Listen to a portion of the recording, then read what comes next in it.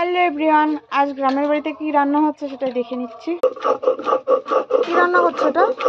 ডাল, ছোলার ডালের বড়ার তরকারি হবে।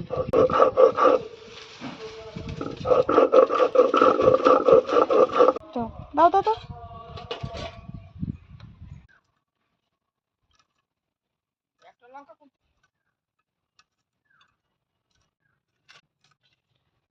এটা কি? জিরের গুঁড়া, ধনিয়ার গুঁড়ো। যত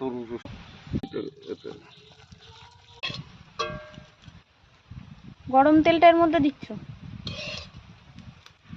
যাতে মুচমুচে হয়।